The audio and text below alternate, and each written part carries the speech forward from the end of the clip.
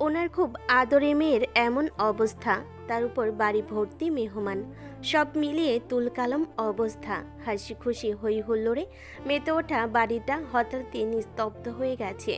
মেয়ের এহেন অবস্থা দেখে মমিন সাহেব যেন বোবা হয়ে গেছেন। একমাত্র তোমার জন্য আমার মেয়ের এই অবস্থা। আমার মেয়ের যদি কিছু হয় তাহলে আমি সবকিছু শেষ করে দিব। কথা বলার শক্তি হারিয়ে ফেলেছেন মমিন সাহেব। মেঝেতে বসে মাথায় ডান হাত মেলে নিস্তব্ধ হয়ে মেয়ের দিকে তাকিয়ে আছেন। দুই মেয়েই ওনার কাছে রাজকন্যা, কিন্তু ছোট মেয়েকে তিনি অতি আদরে বড় করেছেন। অনেকে দোতলায় নিঝুমের রুমে আসলো। বর এবং বরের পিতা সহ আরও অনেকেই নিচে ছিলেন। আংশিকভাবে রহিমা বেগমের চিৎকার শুনে বাকি লোকজনও ইতিমধ্যে উপরে চলে এসেছেন। সাথে বর এবং বরের পিতাও আসলেন। তোর মেয়ের এ অবস্থা কেন? এটা কিভাবে হলো মুমিন? কেন করলো আঙ্কেল? নিঝুম সুইসাইড করেছে। রাসেল দ্রুত গিয়ে নিঝুমের পালস চেক করে চিৎকার করে বলেন, তাড়াতাড়ি অ্যাম্বুলেন্স ডাকো, নিঝুমকে হাসপাতালে নিতে হবে, ও এখনো বেঁচে আছে। রাসেলের কথা শুনে মনে হলো মুমিন সাহেবের দেহে আত্মা ফিরে পেলেন। জানি না বাবা। মেয়েকে কোলে নিয়ে দ্রুত পায়ে নিচে নামতে নামতে বললেন। পিছু পিছু রহিমা বেগমও আসতে থাকেন। সাথে রাসেলও। মমিন চৌধুরী মেয়েকে নিয়ে গাড়িতে বসেন। রাসেল ড্রাইভিং সিটে বসে গাড়ি ড্রাইভ করে পার্শ্ববর্তী হাসপাতালে নিয়ে যায়। সাথে রহিমা বেগমও এসেছেন। কর্তব্যরত ডাক্তার নিঝুমকে সাথে সাথে জরুরি বিভাগে নিয়ে যায়। মমিন চৌধুরী, রহিমা বেগম এবং রাসেল বাহিরে অপেক্ষা করতে থাকেন। কিছুক্ষণের মধ্যে মিমসহ রাসেলের আব্বু এবং আরও অনেকে হাসপাতালে উপস্থিত হলেন। মিম এসেই মমিন সাহেবের হাতে একটা চিঠি দিলেন, যেটা নিঝুমের বিছানার উপর পাওয়া যায়, যা হাতের শিরা কাটার পূর্বে নিঝুম লিখেছে, যা আমরা সহজ ভাষায় বুঝি সুসাইড নোট। প্রিয় বাবা মা, আমাকে তোমরা ক্ষমা করে দিও। আজ অনেক বড় একটা সিদ্ধান্ত নিয়ে ফেলেছি। জানি আমার এই সিদ্ধান্তে তোমরা অনেক কষ্ট পাবে, কিন্তু এছাড়া আমার আর কোনো উপায় নেই। সেদিন বাবা জীবনে প্রথম আমার গায়ে হাত তুলেছিলে। বিশ্বাস করো, এতে আমি একটুও কষ্ট পাইনি। তবে আমি ভেবেছিলাম বাবা রাগের মাথায় এমনটা করেছেন। রাগ কমলে হয়তো অমনি আমাকে বুঝবেন, কিন্তু আমার ধারণা ভুল প্রমাণিত করে বাবা হুট করেই আমার বিয়ে ঠিক করে ফেললেন। কিন্তু আমার পক্ষে এই বিয়ে করা সম্ভব নয়। জীবনে তোমাদের কাছে যা চেয়েছি তাই পেয়েছি। কখনো আমার চাওয়া তোমরা অপূর্ণ রাখোনি। এই প্রথম তোমাদের কাছে কিছু চেয়েও পাইনি, আর সেটা আমার ভালোবাসা। না পাওয়ার যন্ত্রণা অনেক তীব্র হয়, যা জীবনে এই প্রথম উপলব্ধি করি। এমন কষ্ট নিয়ে বেঁচে থাকতে পারবো না, তাই তো তোমাদের ছেড়ে একেবারে চলে যাওয়ার সিদ্ধান্ত নিয়েছি। তোমাদের এই অবাধ্য মেয়েটাকে ক্ষমা করে দিও। ইতি, তোমাদের অবাধ্য আদরের মেয়ে নিঝুম। চিঠি পড়ে মমিন সাহেব নিস্তব্ধ হয়ে পাশে থাকা কাঠের চেয়ারে হেলান দিয়ে বসে পড়েন। বর্তমানে মান সম্মানের চেয়ে মেয়ের জীবনের মূল্য অনেক বেশি বলে মনে করেন মমিন চৌধুরী। তিনি নিজের ভুলটা বুঝতে পেরেছেন, কিন্তু এই সামান্যটুকু বুঝতে অনেক দেরি হয়ে গেছে। নিঝুমকে জরুরি বিভাগে নেওয়ার প্রায় 1 ঘন্টা হয়ে গেল, কিন্তু ডাক্তার বের হচ্ছে না। সবাই চিন্তিত। মমিন সাহেব অনেকক্ষণ বসে থাকলেও মেয়ের চিন্তায় জরুরি বিভাগের সামনে পায়চারি করছেন। জরুরি বিভাগের দরজা খোলার শব্দে সবাই উৎসুক দৃষ্টি নিয়ে সেই দিকে তাকালেন। না, ডাক্তার বের হয়নি, বের হয়েছে নার্স। এখানে রোগীর গার্জেন কে? মমিন সাহেব এগিয়ে গিয়ে, আমি রোগীর বাবা। রোগী কেমন আছেন? শান্ত হয়ে বসুন। রোগীর হাতে শিরা কাটার ফলে রোগীর শরীর থেকে অনেক রক্ত বেরিয়ে গেছে। ইমার্জেন্সি এ পজিটিভ রক্ত লাগবে। তাহলে আসুন তাড়াতাড়ি। নার্স মমিন সাহেবকে সাথে নিয়ে অন্য রুমে চলে গেলেন। মমিন সাহেবের শরীর থেকে 1 ব্যাগ রক্ত নেওয়া হলো। আপনি এখানে শুয়ে রেস্ট নিন। আমার মেয়েটা বাঁচবে তো? আমরা আমাদের চেষ্টা চালিয়ে যাচ্ছি। আল্লাহর উপর ভরসা রাখুন। নার্স রক্ত নিয়ে দ্রুত পায়ে জরুরি রুমে চলে গেল। ঘড়ির কাঁটা তার নির্দিষ্ট গতিতে ঘুরছে। ডাক্তার জরুরি বিভাগ হতে বের হওয়ার নাম নেই। চিন্তিত মুখ নিয়ে সবাই জরুরি বিভাগের সামনে অপেক্ষা করছেন। প্রায় ঘন্টা 3 পর আবার দরজা খোলার শব্দ শোনা যায়। এবার ডাক্তার বের হলেন।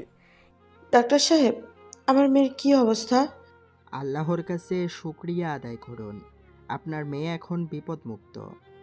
ধন্যবাদ ডাক্তার সাহেব। ধন্যবাদ দিতে হবে না, এটা আমার পেশা, পাশাপাশি কর্তব্য ছিল। আমি কি আমার মেয়ের সাথে দেখা করতে পারি?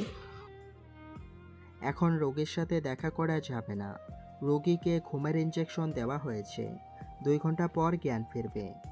এই বলে ডাক্তার চলে গেলেন। নিজুমকে বেডে দেওয়া হলো। সবাই বাহিরে রোগীর জ্ঞান ফেরার অপেক্ষায় আছেন। ঘন্টা 2 পর নিজুমের রুম হতে নার্স বের হয়ে ডাক দিলেন, এখানে আরিয়ান নামের কে আছে? রোগীর কাছে তাকে প্রয়োজন। রোগী এই নামটা বলে চলেছে। ও এখানে নেই? তাকে আনার ব্যবস্থা করুন, নাহলে রোগীর কন্ডিশন আরও খারাপ হয়ে পড়বে। আন্টি, এই আরিয়ান ছেলেটা কে? ওর পড়ার টিচার, আমাদের বাসায় এসে নিঝুমকে টিউশন করায়। কি নিজম আত্মহত্যা করতে চেয়েছে? নিঝুমের ছেলেকে ভালোবাসে।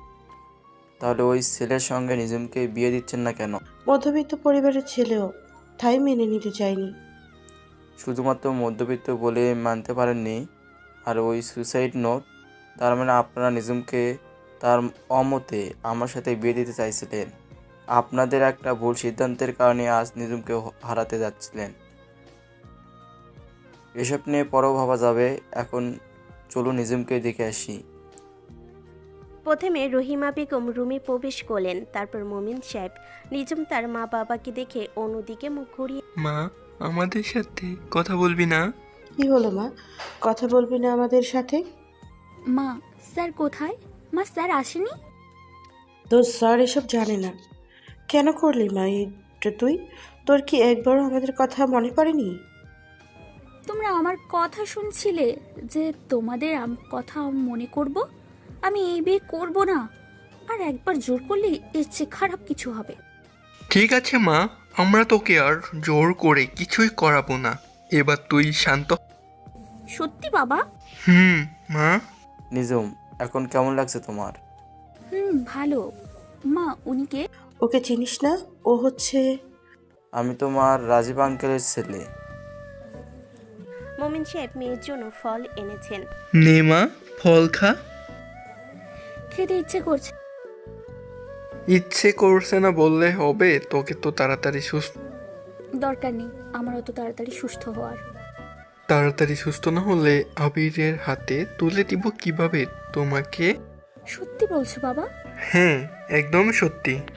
তাহলে এইদিকে দাও, আমি খাচ্ছি। হাতে ফল নিয়ে খাওয়া শুরু করে দিয়েছে। নিজুমের এমন পাগলামি দেখে সবাই হাসতে শুরু করেছে কিছুটা খাওয়ার পর। বাবা, আমি এতগুলো একা খেতে পারবো না তো। ওকে একবার সবগুলোকে খেতে বলেছে, ধীরে ধীরে খাবি।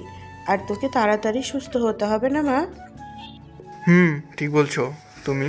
আমাদের মেয়েকে তাড়াতাড়ি সুস্থ হতে হবে তো। বাবা রহিমা বেগম মেয়েকে কিছু ফলমূল কেটে দিলেন। মা, আমি এখন এগুলো খাবো না। রাসেল মিয়া বেগমের দিকে তাকিয়ে আছে আর মেয়েকে খাইয়ে দেওয়া দেখছে আর মনে মনে যদি আমার মা থাকতো তাহলে আমি অসুস্থ হলে আমাকে এভাবে আদর করে খাওয়াতো। রাসেলের মানে রাসেল যখন খুব ছোট তখন তার মা দুনিয়ার মায়া ত্যাগ করে পরপারে পাড়ি জমায়। এভাবে কি দেখো বাবা? তাকে দেখে মায়ের কথা মনে পড়েছে। মন খারাপ করো না বাবা, আজ থেকে না হয় আমাকে মা বল। ঠিক আছে আন্টি। আন্টি, ওকে মা। কান্না করতে হবে না বাবা, আমার কাছে এসো। রাসেল মিয়া বেগমের কাছে গিয়ে বসে। রহিমা বেগম তার শাড়ির আঁচল দিয়ে রাসেলের চোখের পানি মুছে দেয়। মা, তুমি কি ওনাকেই আদর করবে নাকি আমাকেও করবে?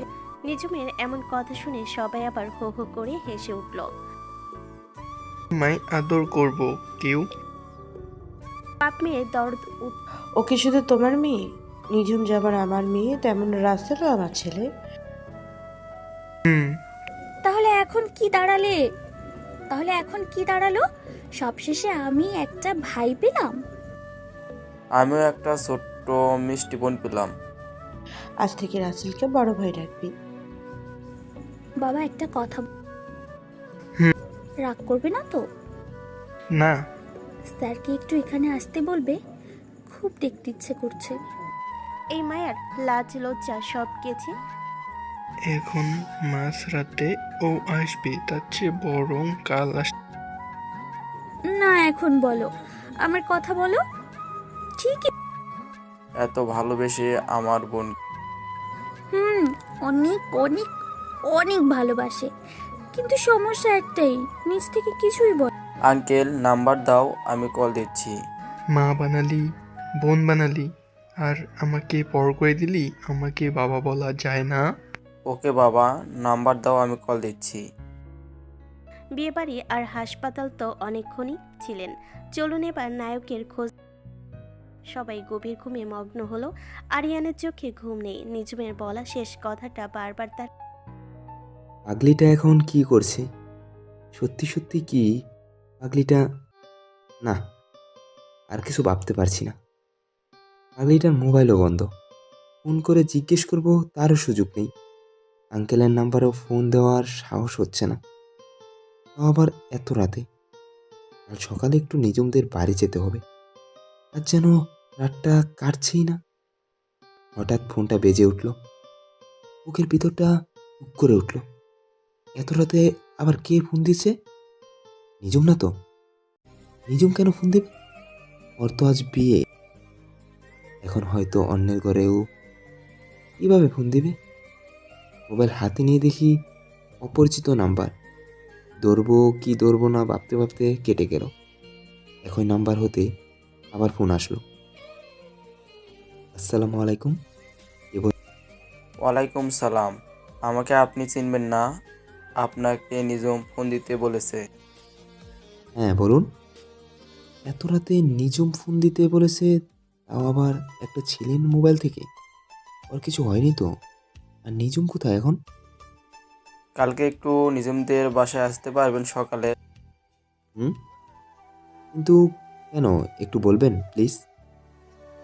তেমন কিছু না, একটু দরকার ছিল ঠিক আছে। আজ তো নিজুমের বিয়ে হওয়ার কথা ছিল। কাল সকালে যেতে বলল, তাও আবার একটা অপরিচিত ছেলে। কোনো সমস্যা হয়নি তো? আর ছেলেটা ছেলে ভাইয়া, তুমি আমার কথা। তোর অসুস্থতার কথা শুনলে টেনশন করবে। এমনিতেই মনে হয় তোর টেনশন এখন পর্যন্ত ঘুমায়নি। কাল আসলে ধীরে সুস্থে বলবো। বাবা চলুন তাহলে আমরা বাড়িতে যাই। কি বলছো বাবা? তোমরা চলে যাও, আমি থাকবো এখানে। আর বাসাতেও কেউ নেই। ঠিক আছে, আমরা চলে যাচ্ছি, তুমি থাকো। আর কাল সকালে আরিয়ানকে সাথে নিয়ে আসবো। অন্যদিকে আরিয়ানার চোখে ঘুম নেই। তার কানে শুধু নিজুমের বলা শেষ কথাটা বাজছে। আর এখন সকালে নিজুমদের বাড়িতে যাওয়ার জন্য বলা ছেলেটার কথা। ঘড়ির দিকে তাকিয়ে আছে। মনে হচ্ছে রাত অনেক বড় হয়ে গেছে, সময় যেন যাচ্ছে না। মনে হচ্ছে রাতটা অনেক বড় হয়ে গেছে, সময় যেন যাচ্ছে না।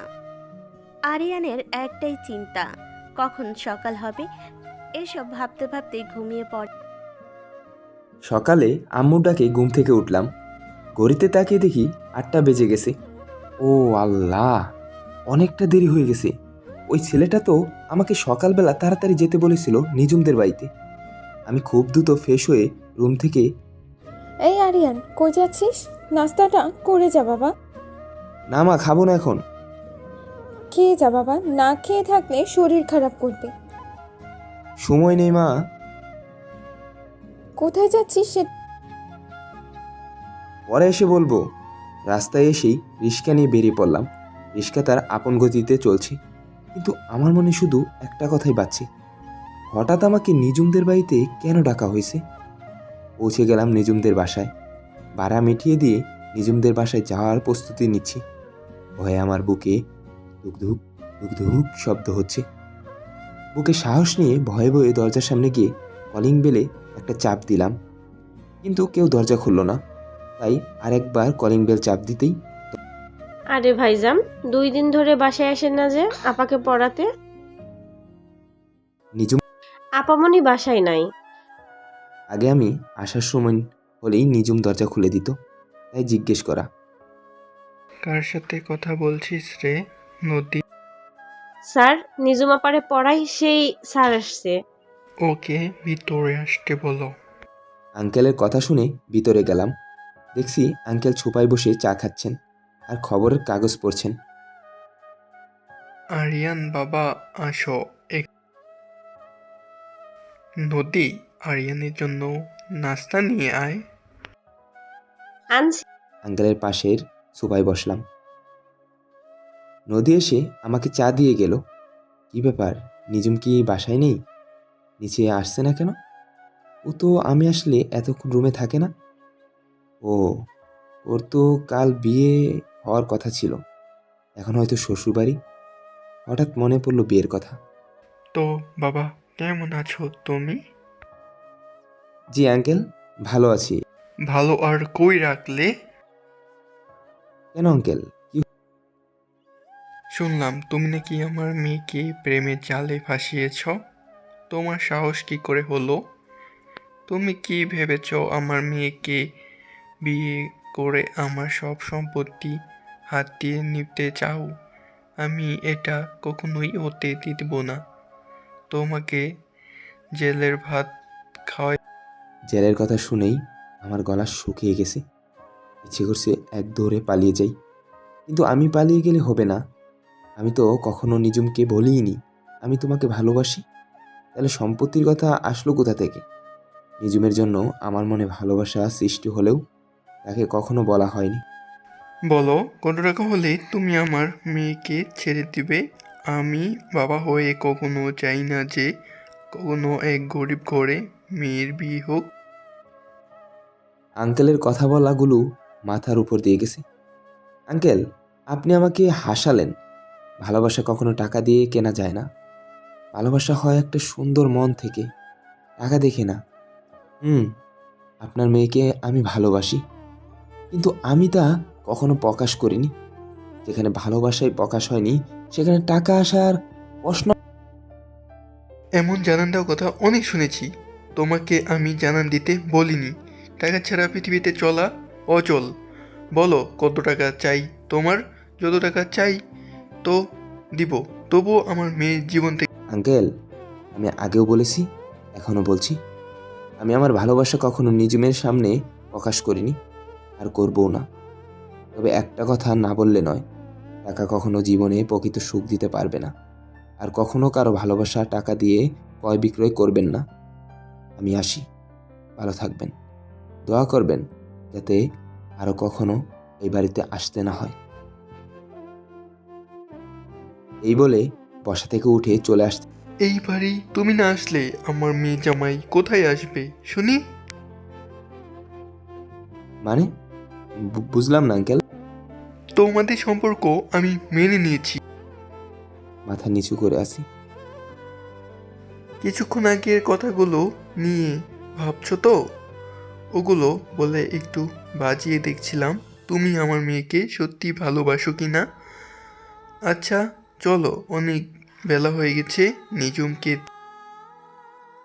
নিজুম বাড়িতে নেই? তাহলে কোথায় আঙ্কেল? কোথাও বেড়াতে গেছে নাকি? তবে বেড়াতে যাইনি, হাসপাতালে গেছে। কেন? নিশ্চয়ই জানো, গতকাল নিজুমের বিয়ে হওয়ার কথা। এই বিয়েতে নিজুম পুরোই অমত ছিল, তবুও আমরা জোরপূর্বক ওর বিয়ে দিতে চেয়েছিলাম। কিন্তু বিয়ের পূর্বের মুহূর্তেই ও হাতে শিরা কেটে আত্মহত্যা করতে চেয়েছিল। নিজুমের আত্মহত্যার কথা শুনে বুকটা দুঃখ করে উঠল। ও এখন কেমন আছে আঙ্কেল? নিজুম ঠিক আছে, ও এখন বিপদমুক্ত, তবে হাসপাতালে আছে। কোন হাসপাতালে আছে? আর কত নম্বর কক্ষে? অত অস্থির হওয়ার দরকার নেই, ও এখন সুস্থ আছে। আমি যাচ্ছি হাসপাতালে, চলো আমার সাথে। ঠিক আছে, চলুন। আঙ্কেলের সাথে হাসপাতালের দিকে ছুটে চললাম।